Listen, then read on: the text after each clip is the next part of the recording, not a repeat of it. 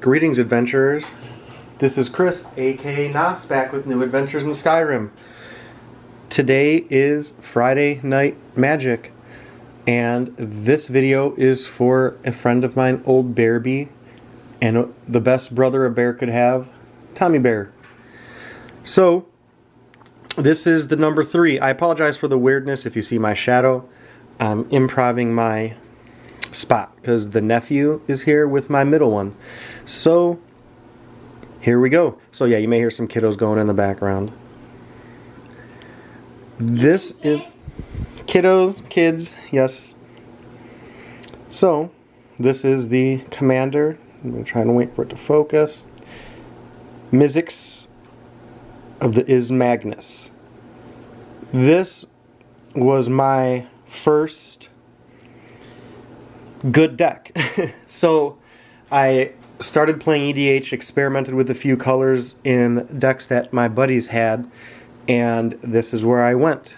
And the way that works, zoom in maybe just a little, is, I'll pull it up again, when you cast an instant or sorcery, I'll just read it, right, or let you read that, and then I'll explain it in my own terms. So, whenever you cast an instant or sorcery, you will get a counter. So on your first one, you would get 1, and then any spell that is an instant or sorcery will be reduced by that much, and then it builds up. So from then on, it gets a little more complicated, and I'll go through the cards, and it will make a little more sense, hopefully. And I am not sure if you are familiar with experience counters, and I'll talk a little bit more about that at the end. But experience counters are one of the neat counters in that they are outside of the game, so opponents cannot interact with them. They can't take them away or remove them, and that's very fun. So the lands are pretty basic, which is a shame now that I want to go through and give it some love in that regard. So I'm not going to go much into that. I just had the Is It Boilerworks out there because it's kind of on flavor with the Magnus is a mage branch of what without going too far into depth in the story of Ravnica. They are one of the guilds of Ravnica. The Is It guild is a guild, and within that is the Magnus and their sect in there. So we're going to go into the cards. I'm going to try and slow it down because when I get excited like this, I'm sure I'm already rambling on a little faster than I want. And I want to make sure these cards go into focus when I do this. So we're going to move Izzy down here for now. That up here. I'm going to go through the deck kind of the way I like it to work out. And with that said, I saved the instants and sorceries for last, so that it'll make sense. This card is just wonderful. It's a little bit on the expensive side to cast, but as you can see, it just reduces spells. And there are a lot of spells in here that are both red and blue, and in those cases, it will reduce it by 1 for each. So those spells will be reduced by 2. I think I just went with the artifacts here. We have some mana rocks. Nothing too crazy. Sorry, I know the blur or the focus is a little slow. Trying to look through the camera, and I'm not good at this. So what I may do is that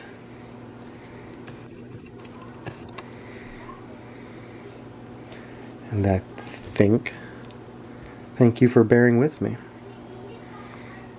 And we have Manascape Refractor, which again I have not even got to use that. So there we are, done with the artifacts. Now we're going to move into what I call kind of a secondary theme, which is stealing all of your stuff in here. So we have, now I went through, again, I'm an old Magic player, and for this deck when I was making it, I tried to, and I could make it a little better. There are sorceries and instants that, for example, steal enchantments, but I went a little old, and you'll see why in a moment. So we have Steal Artifact. I may just steal your artifact. Royal Elemental. This one is very bad for you. whenever I play a land, I get to steal one of your creatures as long as he remains on the battlefield. Then I may want to make a clone of Royal Elemental and play a land and steal 2 of your creatures with 1 island. Then I may go and play Gigantoplasm actually before I play the clone, or before I play that island, play that clone, play that Gigantoplasm, have 3 copies of a Royal Elemental and play that island, and then take 3 of your creatures with the 3 Royal Elementals I have. But before I do that, I may play my Clever Impersonator and make an additional copy, which would be 3. So I would take 4, potentially, with 1 island. That's perfect world scenario. I have this tricky one.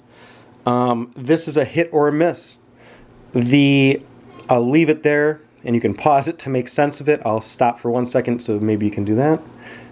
And the gist of it is, if you end up playing someone with a monocolored deck, red and blue are the most, and white, common, I believe, where I have trouble in that those go with very basic lands, and this ends up being a big swing and a miss.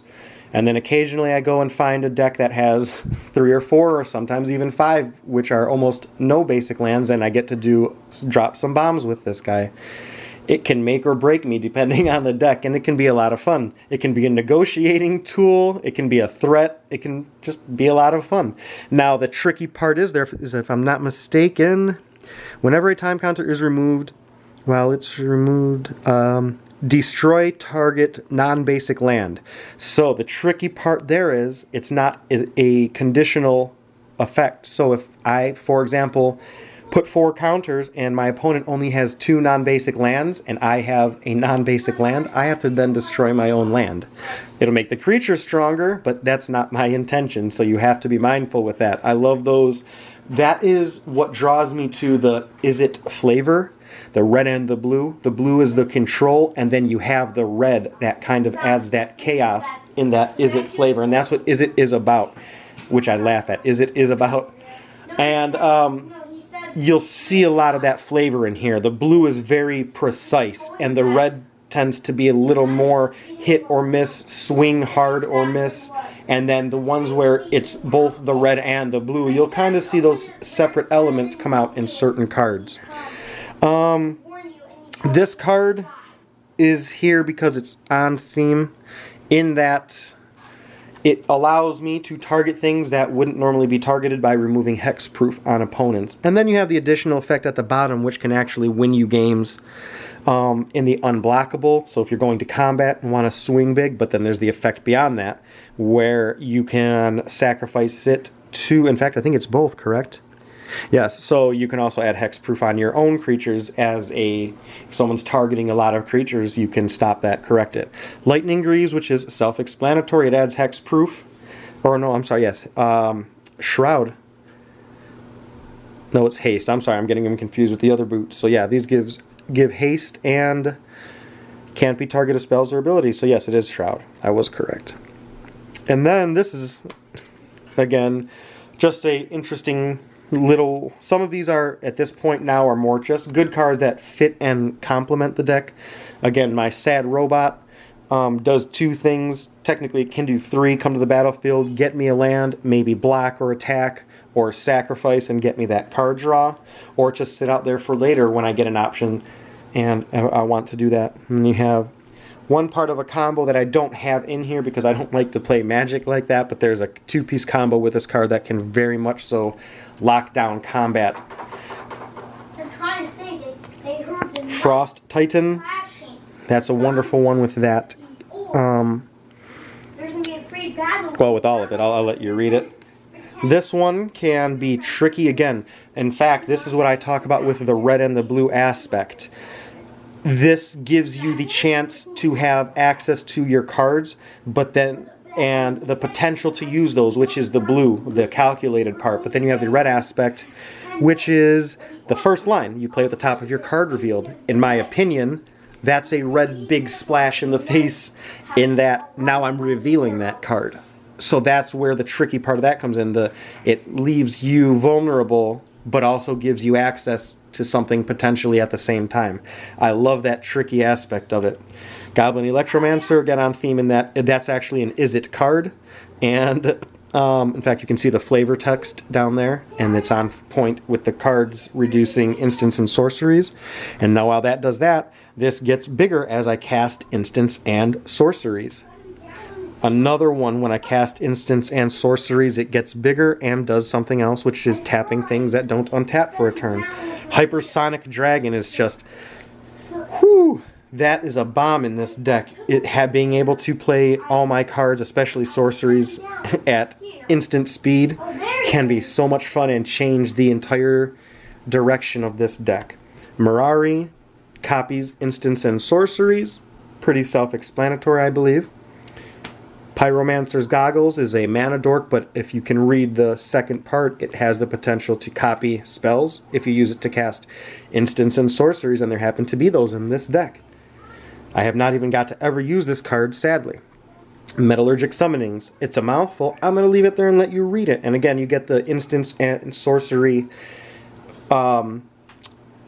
feel throughout this. Again, 1,000-Year Storm. Now that, again, is...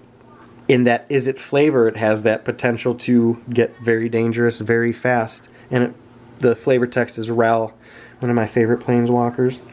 This is a fun card because it can get big, but it also has the first ability, which is to bring instants and sorceries back to my hand, which that is good in this deck. And then if I cast it, he gets bigger and then goes and smashes opponents. Maybe I can put that one on him that gives him +2/+0 and unblockable. Play an instant with that card with the enchantment on it. If I play an instant or sorcery, he's already a 4/6 and unblockable.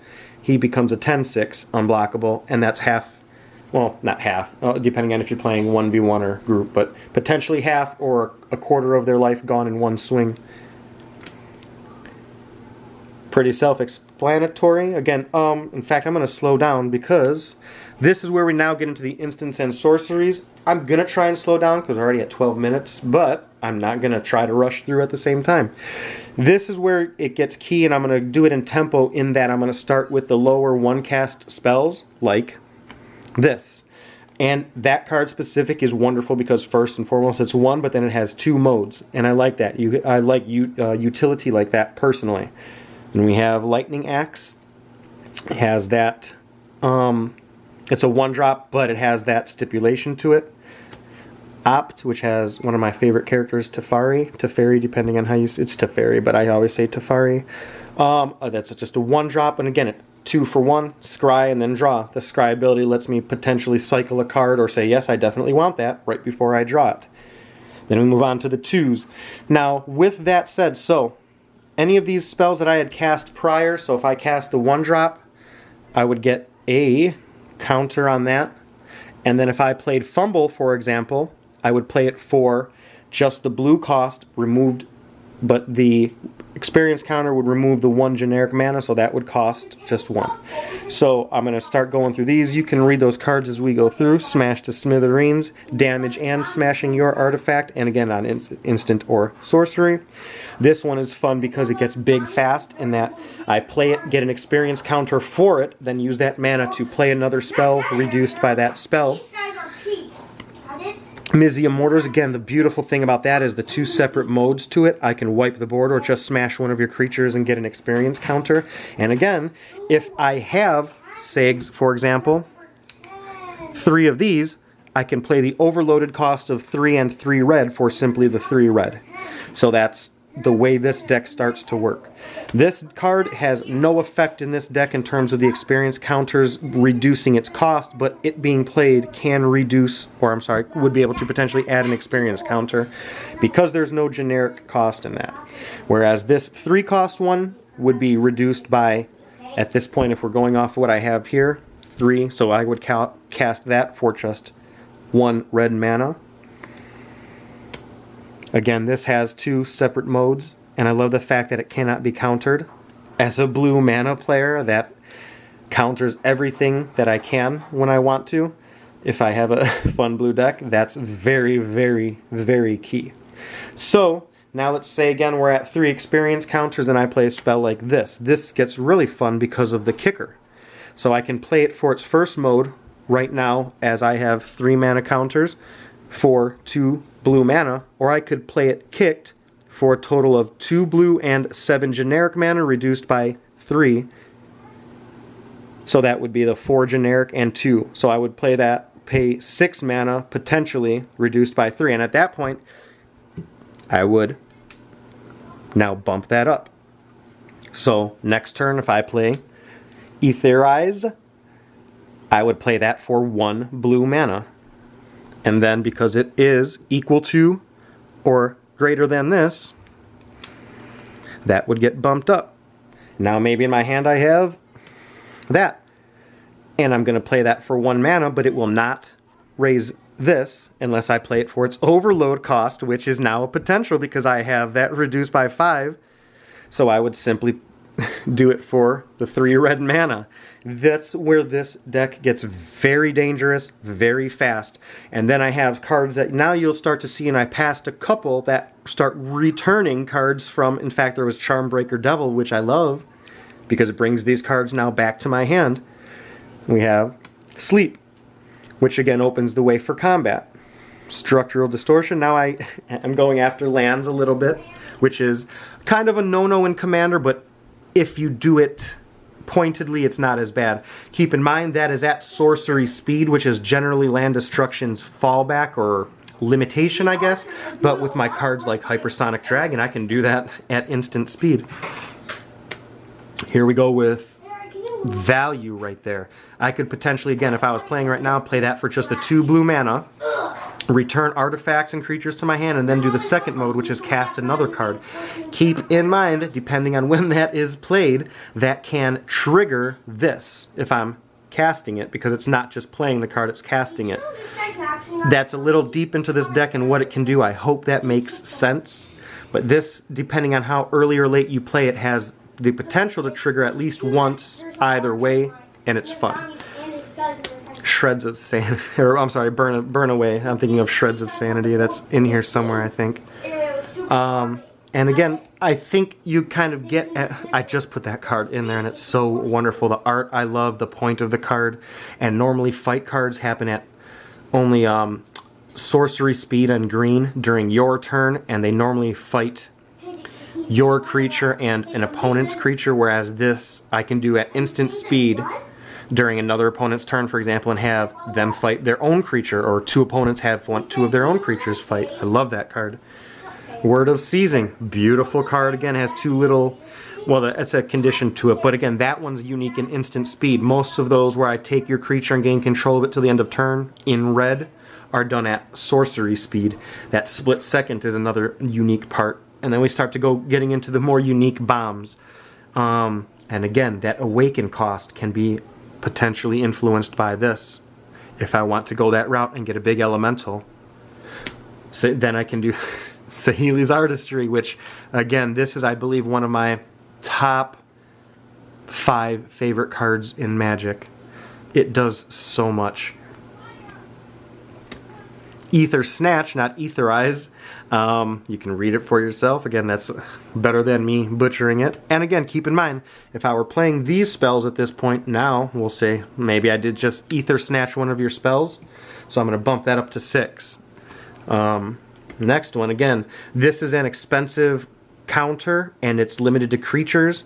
I went with very limited counters in this. I have the 1 counter spell and then the other ones are relatively conditional. I try not to overload on counters because I tend to do that, but then if I do, I go big and conditional to do unique things like this, that draw card, at the conditional part of that, plus the expensive cost is what makes that card kind of unique in that deck. And this one can be very brutal. I'll let you read that. Mob Rule has won in many a game. Blatant Thievery. Again, I'm going to steal some more stuff. Then maybe take an extra turn. Again, so at this point, this card I would take an extra turn for 2 blue mana, knock that up to 7, then shuffle that card back into my library. Insurrection, very similar to Mob Rule, just better, bigger, and a lot more expensive. But again, at this point, that's just 3 red mana. Clone Legion, again, they're getting bigger and bigger, but now we're getting into the X spells. which are a little different the way they interact with the counters, but we have Open into Wonder, Comet Storm. That is a wonderful card. Again, if you read it, obviously I'm assuming you are doing that. It's instant speed and does to massive targets. It's a lot of fun. Jaya's Immolating Inferno is very similar. You can see it deals X damage to 3 targets. That could be 3 players. If I can get that up to wipe out 3 players at the same time, I've almost gotten that close and done it before. Very similar. Banefire is along those lines where it can't be fired, as I believe it was Urza's... I can't recall, but the other one that couldn't be countered, and I know it's an Urza card. And then this I just put in here for simple, again, the last one ironically. My harkening back to my old days. I love that it's an X spell and instant speed, and it's way back to 6th edition. So that's my Mizzix deck, my Is It deck. I hope you enjoyed it. Thanks for hanging out with me. I'm sorry it took this long, but I hope you understand why. I hope you spent this time with me. Well, both of you, and take care of yourselves, take care of the ones you love, and we'll catch you on the next adventure. Until then, have a great day.